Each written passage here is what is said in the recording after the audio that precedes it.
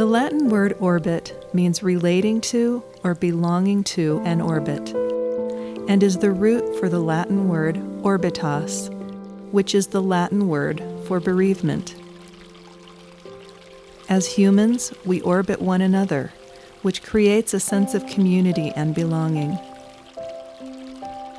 We can think of orbitas as the cycles that make up our lives, our loves, and our losses. This ancient word is worthy of consideration as it speaks to grief as a holistic cycle and offers a creative symbol for the connected, circular landscape and the deep waters of grief.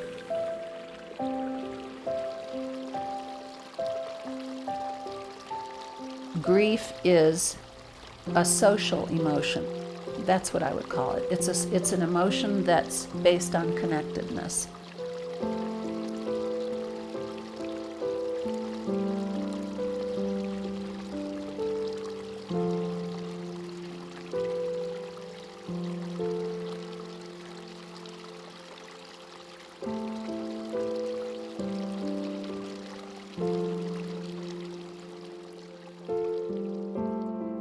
Yeah, I think when you think about it as an orb around you, grief in that way, it is in the sense that it also affects everything around you, right? It emanates from you and it affects everything around you. So it does create an orb around you in a sense, doesn't it? And it changes as we go, and it does create that sort of flow that's like an orb rolling almost, as it goes. And but yeah, that piece where it's, the grief is so bound to who we are inside, and then how it affects our interactions with everything around us, and how it changes through time. Absolutely. Orbitas. Interesting. That's a great word, yeah. I think the way I understand grief now, I would have, if you'd asked me that 10 years ago, I would have said, oh, well, it's a profound emotion, and I would have talked only at the emotional level about it.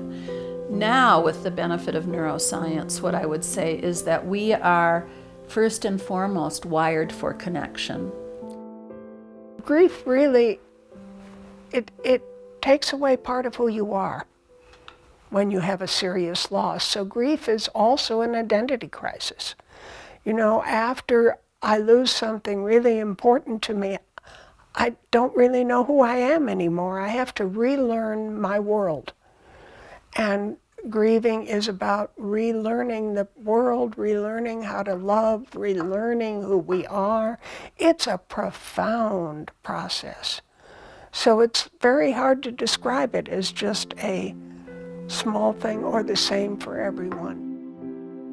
I think we need to understand more about the grief process because our culture is so afraid about grieving.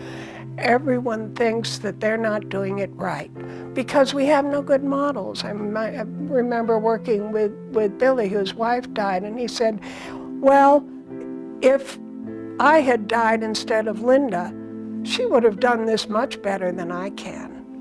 And the poor man was doing really a full and beautiful job about the grieving process, but he didn't think so. So he was knocking himself and feeling a lot of shame because he didn't understand how well he was doing. And so a big part of being with him was to let him know he was really doing what was appropriate and expressing his love fully, and that he was doing a good job of it. So we really need to help normalize people's grieving process. But at the same time, our culture gives us a lot of misconceptions.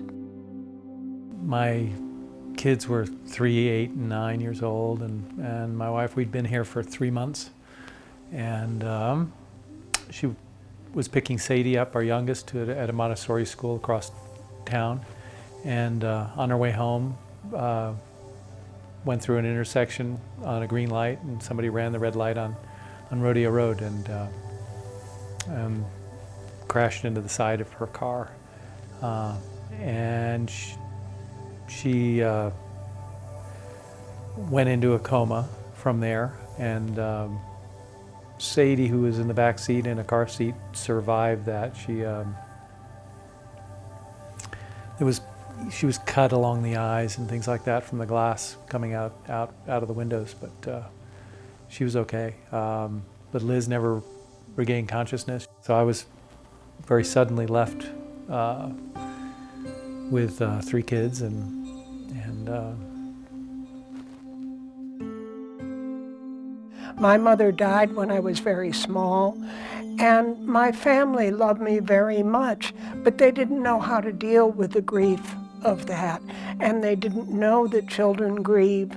And so I learned to bottle up my feelings and to try and be a good girl all the time, to try and win the love that I really desperately needed, not having a mother. So I would search around, I would follow other little girls and look at what their mothers did, and I went through this process, and this process has taken me more than 50 years to figure out, but it's been the greatest teacher in my life.